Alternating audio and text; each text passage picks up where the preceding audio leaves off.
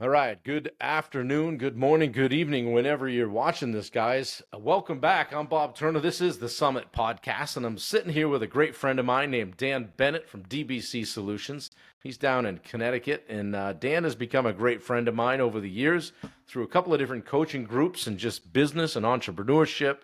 And so I thought, what better way to kind of step back to it? It's been a bit. It's been, I don't know, I think May.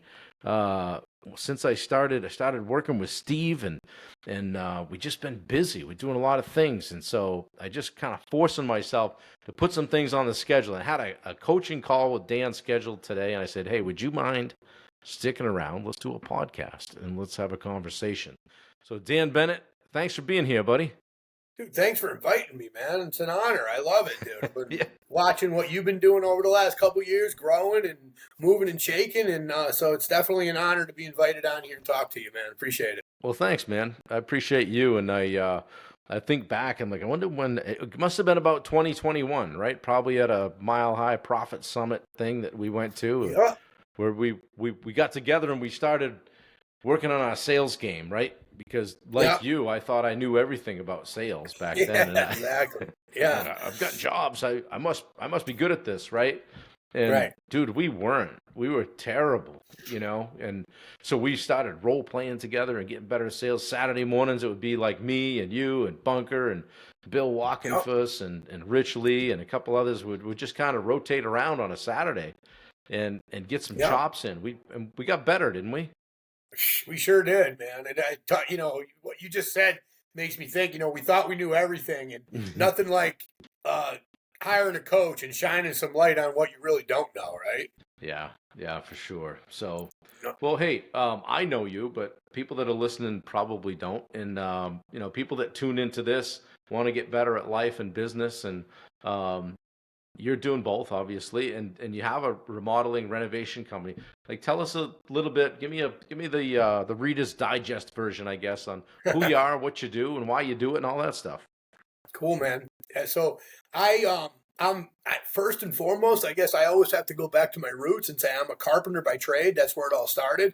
I'm not 100% certain why I did that, other than my dad always told me, "I want you to be a carpenter. I want you to be a carpenter. You're going to go to trade school." He just drilled it into my head. Hmm. I kind of think that came from um, his father, my grandfather, built his own house, but he wasn't a carpenter. He never made any money as a carpenter. He was a truck driver. And then my dad spent his whole career as a truck driver. And I No think my kidding. dad saw that as missed opportunity for his father and himself, and that's why he was like, "I'm not letting you do the same thing, right? You're going to be a carpenter." So I did what he said. I went to trade school. I became a carpenter. I love it because it's creative. I Yeah. love building stuff, and at the end of the day, stepping back and looking at what you did, and you turned a pile of wood into a house. It's pretty impressive. So anyway, that's where I started. And then it wasn't very long swinging the hammer that I was like, "Man, I am working hard, and they're making all the money, right?" Right. And I looked at it uh, from a perspective of, I didn't know how to run a business. I didn't know anything about business. I thought those guys were doing nothing. I thought like they went home and did a little bit of paperwork at night, and they were just running to the bank and laughing at me the whole time. So Yeah. I was like, "Oh no, I'm going to start my own business." Well, as we both know, once you dive into that, it's like, holy crap, right? Yeah. Like, this is not what I expected it to be. And I didn't know for many years. I mean, let's see, I was in business for about 12, 13 years, where I was just beating my head off the wall. It never got any better, and I didn't know any better. I didn't Yeah. ask questions because I didn't think I could ask anybody questions. And then, fortunately, finally, started asking the right questions, started getting into some local networking, which led me to my first business coach, which led me to my next business coach, and led me to meeting people like yourself, and to where I am today, which is way better than it was back then. So that's that in a nutshell. That's where we're at. Yeah, it's funny when you like. I always say like I if I ever wanted to get better at something in life, whether it was my nutrition, maybe lose some weight, or hey, get so I can play the guitar around a campfire, get better at speaking, I would get a coach, right? And then like with business, you'd be like, well, I'll just figure it out. I'll just figure it out, Yeah, and it's lonely, and you don't realize like somebody that has walked this path before me. and probably made a lot of the mistakes that either I'm making or about to make. Why can't I get some help? And I didn't realize it either until we went to an event and met each other and we're like, wow, we actually can work on this stuff. We can work on how we show up in life and in business, but also in sales. What changed for you when you went to that first event?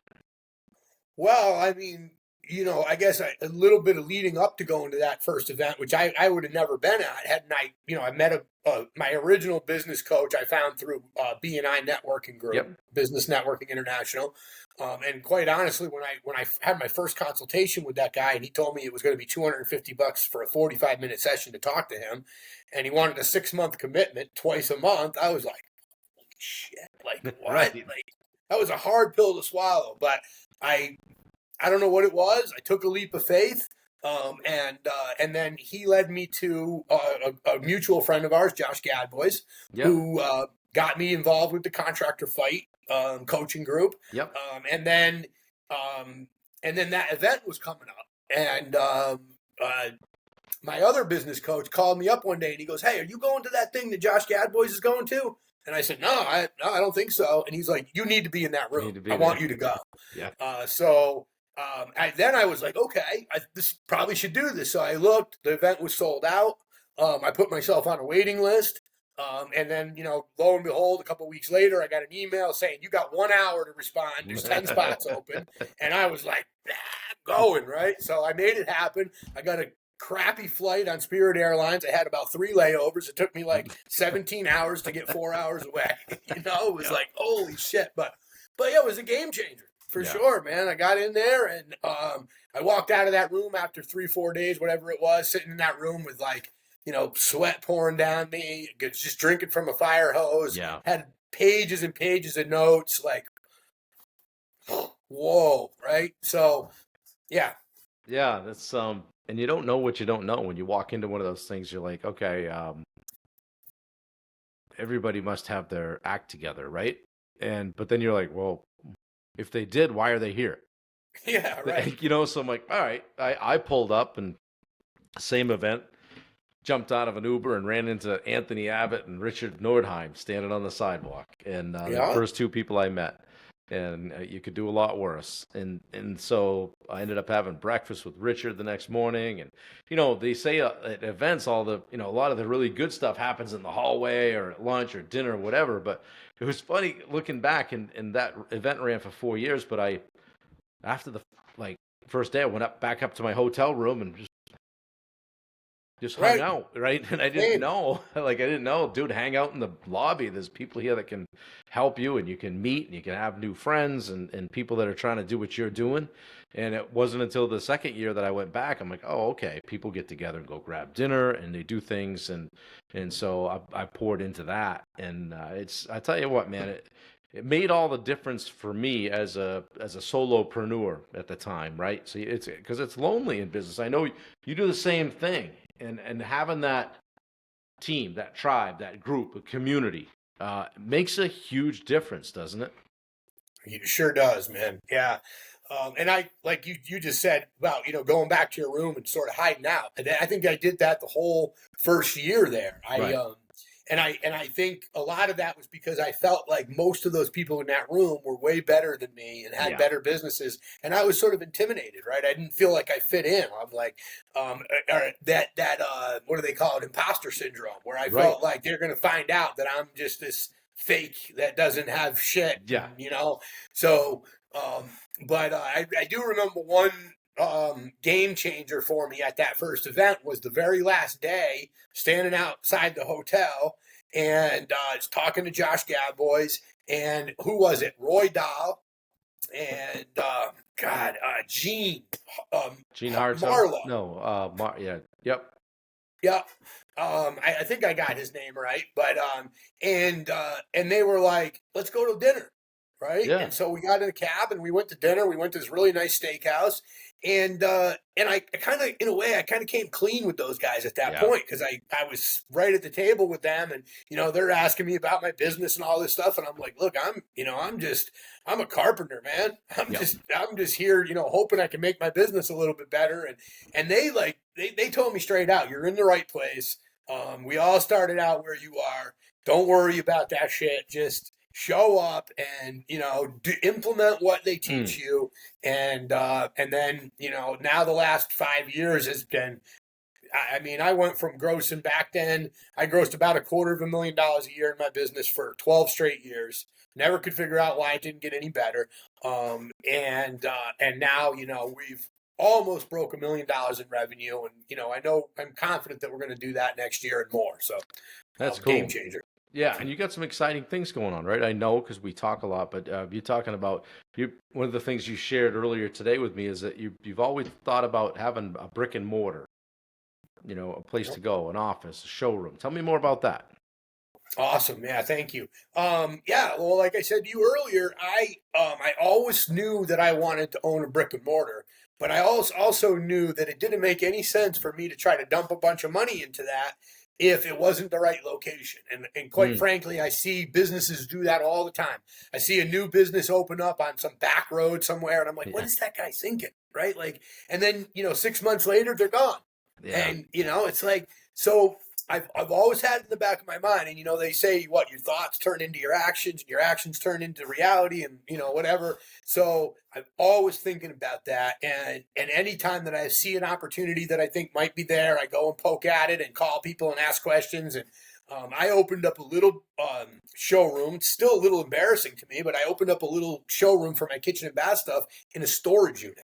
Right. Because I needed a place that I could, for one, keep that stuff neat and organized so that when I need it to go to a client's house, I can go grab what I need and bring it with me.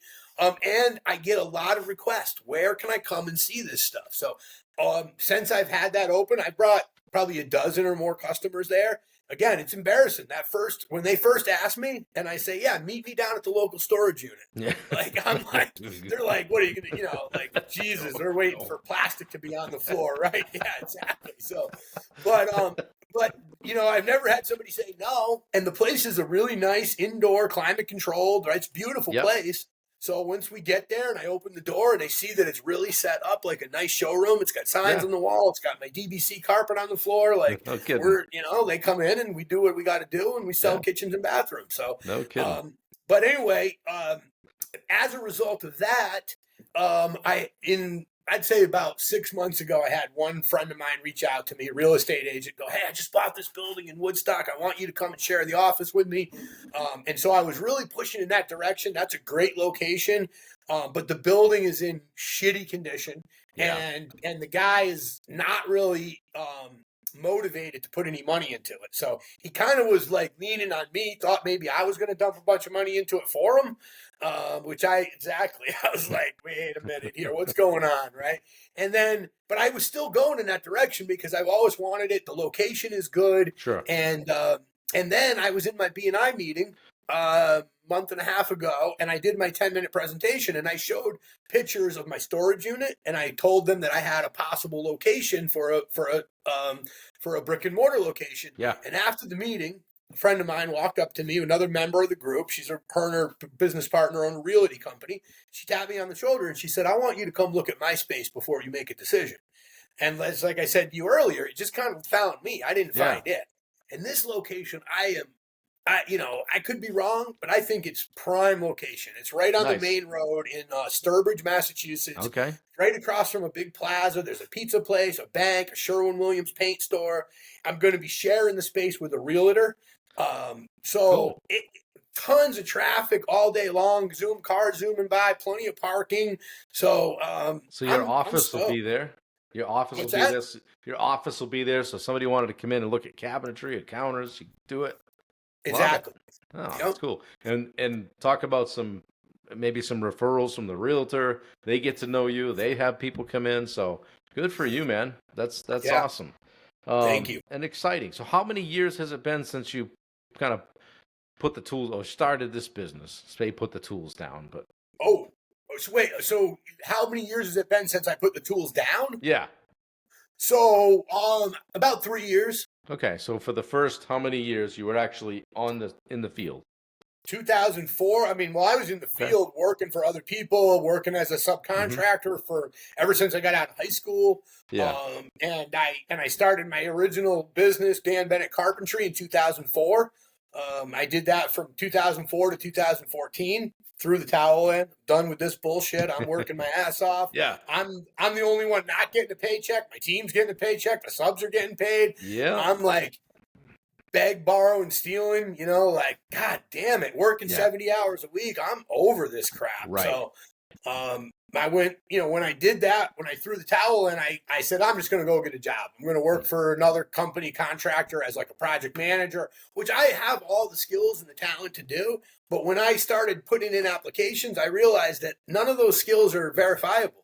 I never had a job my whole life, like I always worked for myself in one form or another. So people are looking at me like, you got like, what? Like, where have you been for the last 20 years?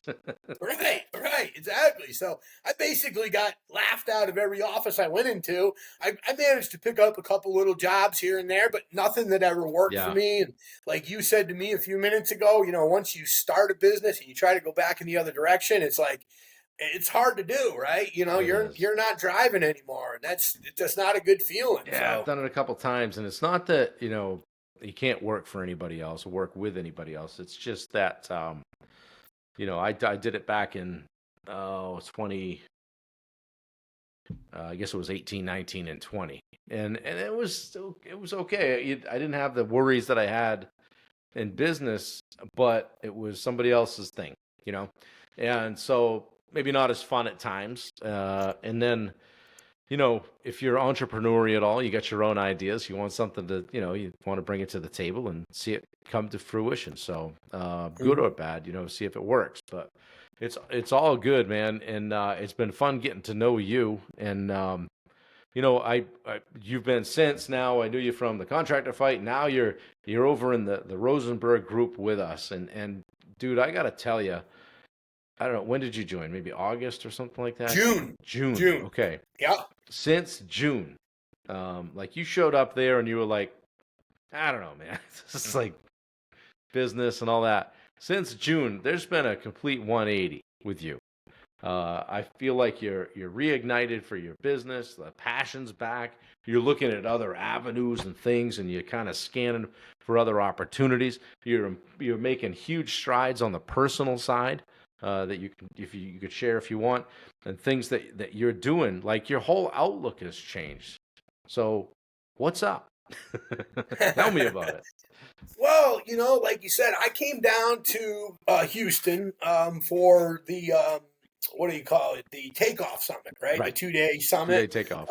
Which, is really Steve's pitch where he's like giving you sort of the high level. It's 2 whole days of, and you've been to many of them.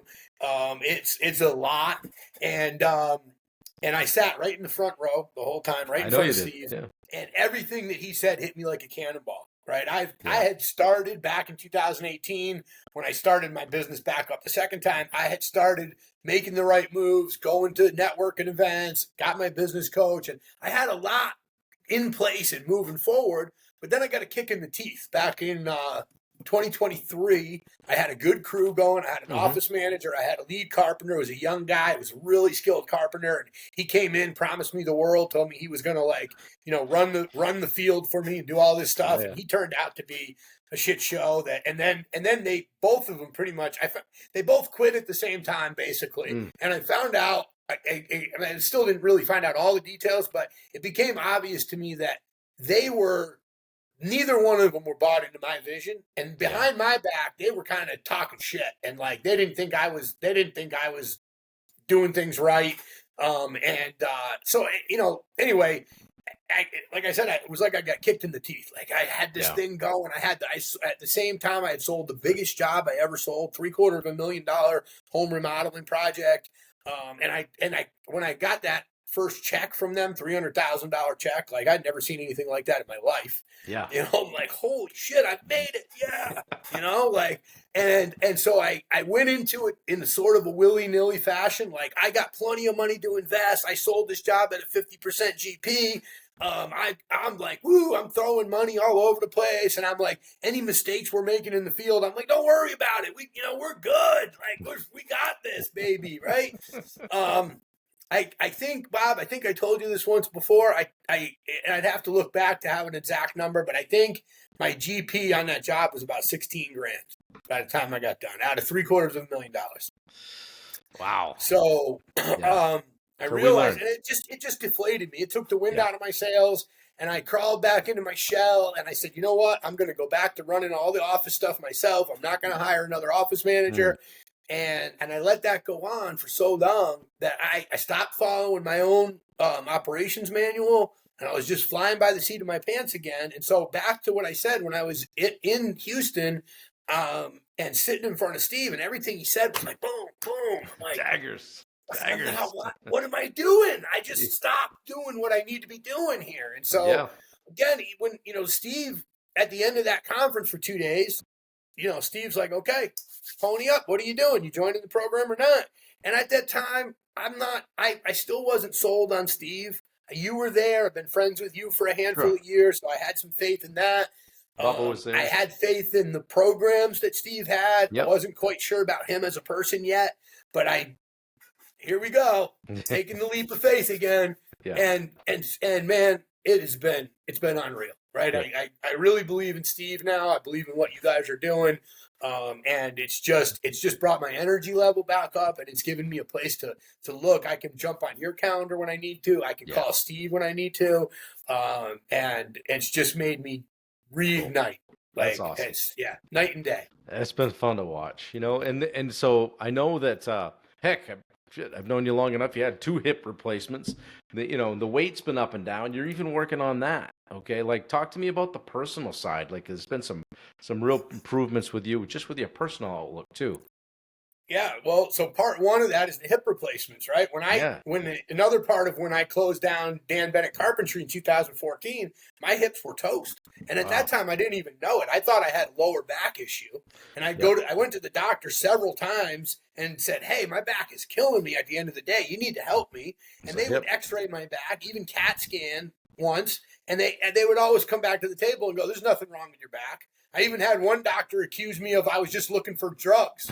Oh, you're just here to get opiates. We're not giving out opiates. Get the hell out of here. I don't want opiates. I'm like, dude, that's the farthest thing from my mind. I want to stop being in pain. I'm a carpenter. At that time, I still needed to rely on my skills as a carpenter to make a living. Yeah. So I'm like, dude, I need help. And then how'd they finally figure it out? I figured it out. No I kidding. started. I got to the point where I was on the job site when I would bend over, my hips would like lock up and it'd click, and I would have to like wiggle my leg and like get it, kick it back out, and that's when I was like, I called my doctor and I said, maybe it's my hips that are giving me a problem. Well, come in, we'll X-ray. So as soon as they X-rayed my hips, they were like, their eyes are like this. They're like, there's no helping you. The only thing we can do is replace them. Therapy's not going to work. Cortisone shots aren't going to work. And they expect, my doctor was like, just the way he said it to me, I guess they get a lot of pushback. People are afraid to do that. So he's like, when do you think we could get you scheduled? I'm like, how about tomorrow? Right? He's like, oh, all right. We got an easy one here. Cool.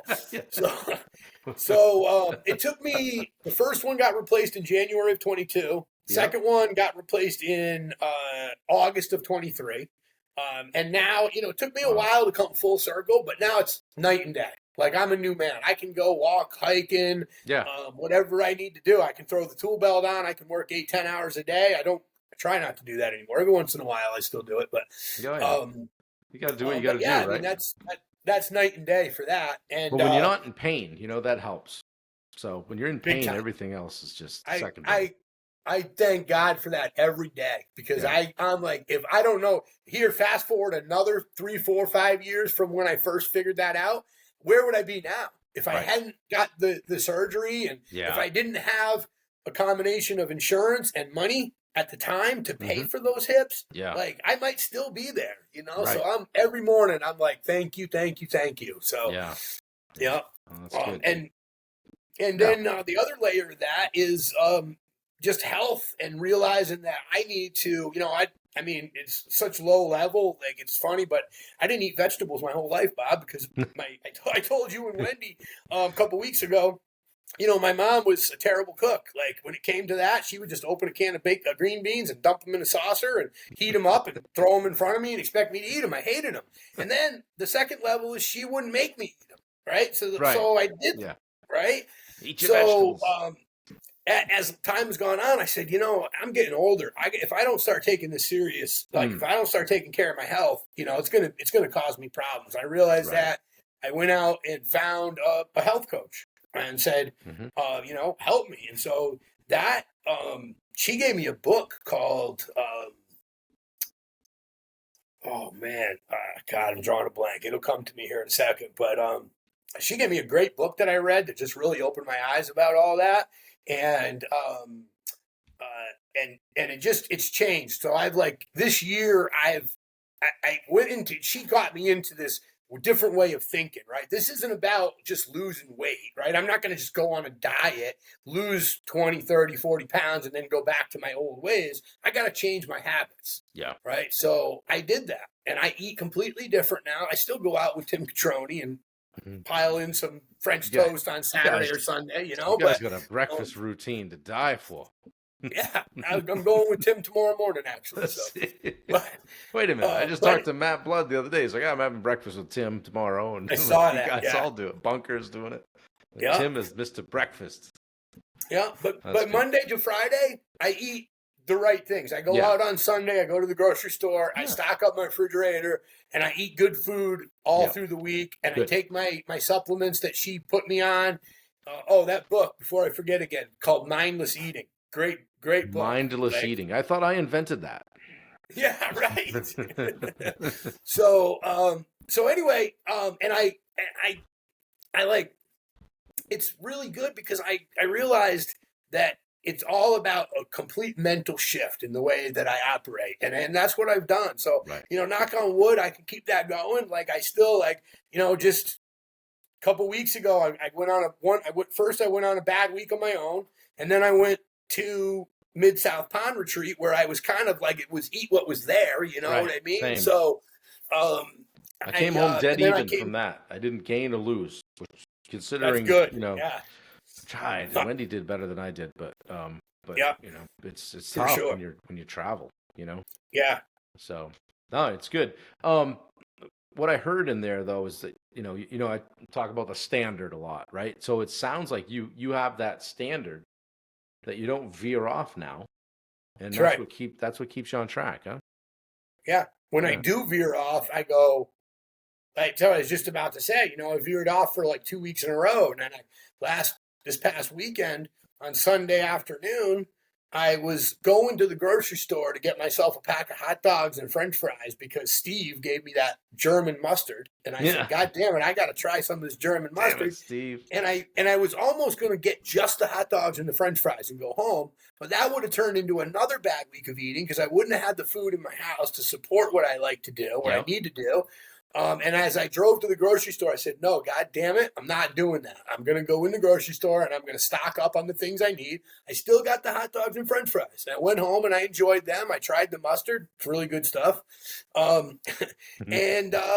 then, I prepped my food for the week and all week I've been doing good again. And, and I'm like, yeah, that's where I need to be. And I know that. And so I know that even if I have a bad day, week, whatever, I'm going to shift back to it. My mind shift has changed. Yeah, right back to it. So, yeah, that's cool. And you get, you can't have Catroni texting you and saying, hey, you got to try this ice cream, right? Bastard. He'll get you. Dude. Oh, man. I actually told him, sort of heart to heart about a week ago on the phone. I said, Tim, don't do that to me, man. I love you, but come on, bro. I get it. But it's bad enough, I guess, that we go out for breakfast and have that crazy French toast. Let's leave it at that. Don't be trying to throw freaking wrenches in my work, so to speak, with your little texts because you're sitting there eating a bowl of ice cream at night. I don't want to hear it, buddy. Oh man, we love them. So, hey, I talk a lot about the edge, and I didn't prep you for this before the call, but I wanted to ask you.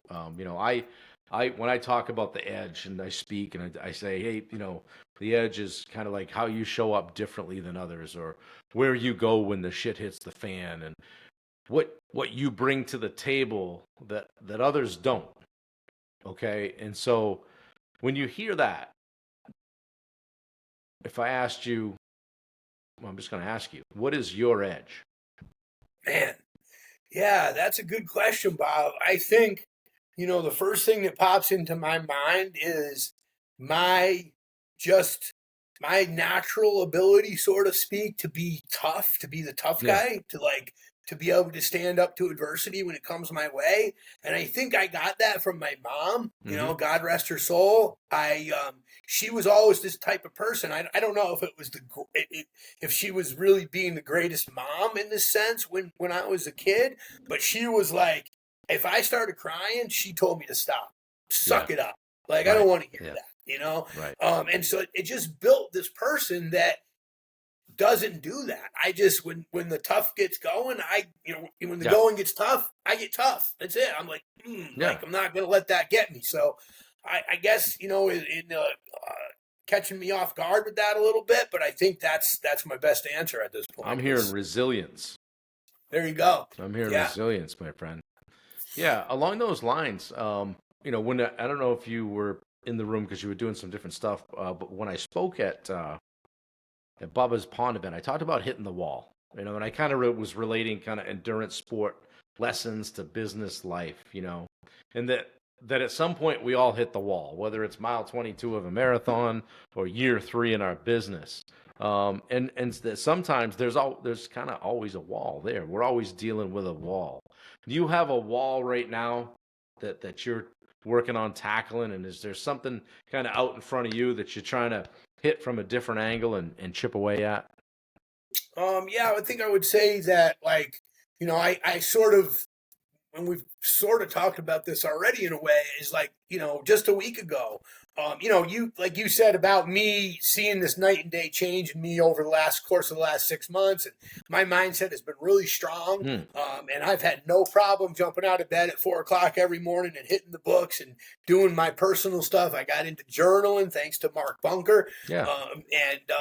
And I've just been really tough on that stuff and really having a good go at it. And then, a week ago, all of a sudden I was really struggling with that again. Like, I was just like moping in the morning. It's not, and I didn't stop doing the right things, but I just didn't feel like doing them. And I had to work harder to get out of bed every morning. And I had to work harder to, in a way, I think that challenge that Steve put us up to a few weeks ago with taping the money on our mirror, and that was part of helping me pull through, because I was like, it isn't about ripping up $2 to me. No. Like, it's fucking $2. I don't want to do that every day, but come on, right? Like, but it's for me, it's more about facing the music, right? I'm in this community of people that are all doing the same thing, and they're posting their pictures. And if I'm the guy that's coming on and posting a picture of me ripping up my money and being a slacker, then like that doesn't work for me, right? I'm not letting it. So yeah, I'd say that's my wall. I'm glad you brought that up, because it's like I want to keep that in the forefront of my mind, right? Like, don't let that shit get you. Just fucit keep going. It sounds like, like we're all on this business improvement, self-improvement, personal development path. And I think maybe the myth is that there's a finish line. And there really isn't. Like, you can always get better, right? And like you and I have gotten really good at doing sales role plays, and we're really good in sales situations, but we can always get better, right? And hey, you're eating better and you're taking weight off and you're doing things, but you can always do a little cleaner. You're tracking your KPIs for work and your business, but there's always a little angle where you can do it a little better. And I think that's really, for me, the cool thing about life is that there's always that room for improvement. And no matter what you're doing, there's always somebody. Like, I've done Ironmans and stuff. My friend Sean has done 40 something of them. I've done 6. Wow. So there's always somebody out there just doing something on a higher level than you that you can chase, and in a way hope you never catch. Let me ask you this: like, a lot of people do things on a high level, right? A lot of people have a lot of potential, right? Many people fall short of their potential. Why do you think that is? Because they give up. I think it's that's another thing that keeps me going, is I hear all these coaches, not you, Steve, Bubba, Tom, like, I hear all these coaches always say that, like, it's you don't fail because you make a mistake or you fall down. you fail when you give up, when you Right. don't stand back up and go at it again. And you just got to think of those mistakes as lessons, not mistakes. That's not a failure. That's not a mistake. That's a okay. Write that down. Don't do that one again. So I would say that it's got to be that, because I truly think that if you push through, you're a winner. And like Yeah. you said, the finish line's never coming. You're just going to keep working, because even if your one business or whatever you're working on becomes hugely successful, then you're just going to go and do something else, because that's Right. the mentality that we have, Yeah. right? I'm not going to just sit down on the couch and go, all right, I did it. Woo. Some would, but I don't think you're wired that way. So, No, no. along those lines, I mean, we could wrap things up here in a couple of minutes. What's next for you, my friend? Well, I got my eyes on another business thing that I'm working on. It's gonna kind of run parallel with the Okay. modeling company. And it's motorized pergolas. I don't know if you've ever seen those things, but Motorized. Okay, like motorized they come right pergolas. out Yeah. from the So house, that kind of thing. no, those are awnings. But Oh, yeah. yeah. The Okay. pergola is like a freestanding. I mean, you can attach them to the Up and house, and they down. can come out and Okay. have legs on one Oh, side. wow. But it's a flat roof with a series of Oh, so the stuff fins, sort turns. of. Okay, got you. They Yep. open and close, and so Okay. when it's raining or snowing, you close the fins. Amazing. You can put screens on the side of them and close them in. So essentially, what it does is it turns your outdoor living into a year-round space that you can use all the time. So yeah. That matches up well with the business that you're in. Yeah, remodeling and outdoor living. Yeah, Yeah. exactly, for Cool. sure. How do Yep. people get a hold of you? People get a hold of me. Well, my website is dbc.solutions, and I'll clarify that because it hangs people up sometimes. People are so used to like .com and .net. There is none of that. It's .solutions. So it's Really? it's www.dbc.solutions. Wow. And our telephone number is 860-341-6373. My email, dan@dbc.solutions. That's about all you need to know, I think. Reach out to him. Well, as we go out the door here, Dan, we didn't really talk much about it. What do you like to do in your spare time? I am an RC pilot. No kidding. So Yep. I got a Planes. basement full of model airplanes, Just a big probably kid. $20,000 worth of gear down there that I take them up and crash them all the time, and learn from my mistakes, as they say. But they're not cheap, that's for sure. So That's a good time. yeah, Well, I'll share one thing that I know about you that we didn't talk about that has given me paint a good picture of you, and it's something that's made me have a high level of respect for you, is the time that you spend with your nieces and nephews. I know you don't have kids, and so I see you like you would think Dan has kids because he's Uncle Dan, right? yeah.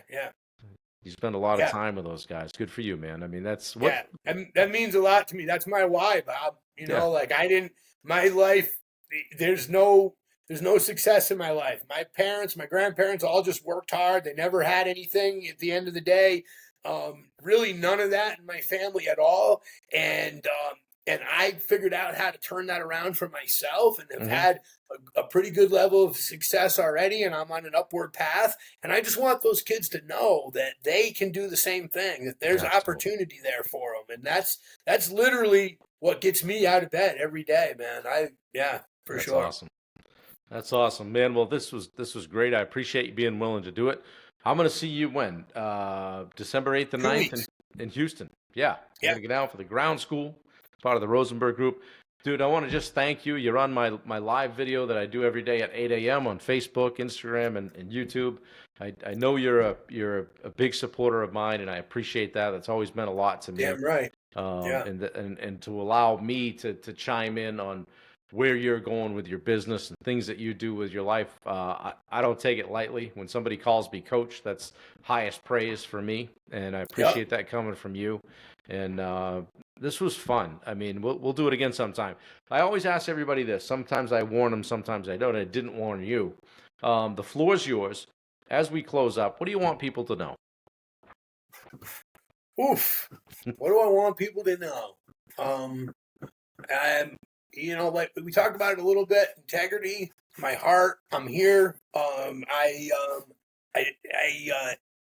If you need something, my friends, my family, you don't even really need to be a friend or family. If I can help somebody somehow, if it's just advice, a kick in the pants to get out of bed and do the right thing in the morning, hit me up. I'm here to help. I think that's what I got. It says a lot about you, Dan. That's right where you went to when I didn't warn you for that question, so I know I put you on the spot. You defaulted to being a server, coming from a place of service. And that's all we're trying to do is help one another. So I appreciate you. It's been fun. It's easy to see why we hang out and we're friends. And I appreciate you coming back on. This was an important one because hadn't done this in several months. So when I asked you about it, you jumped on it and you got me reignited to get this going out and maybe having a little bit more quicker cadence with this because I do enjoy it. Helps me work on my chops. So appreciate it, man. Yeah, likewise, buddy. It was great. Thanks, man. I loved it. Well, guys, This has been the Summit Podcast, episode somewhere around 75, I think. Getting back to it, this has been Dan Bennett, good friend of mine, owner of DBC Solutions. I'm going to call him a serial entrepreneur because he's got plans. He's doing some things. He's not just sitting around on the couch. He's a cool cat. We give each other a hard time all the time and have a lot of fun. I love you, brother. I appreciate you being on here. Thanks for coming down. Guys, thank you. We're out of here. We'll be back in another few days with another one. Take care.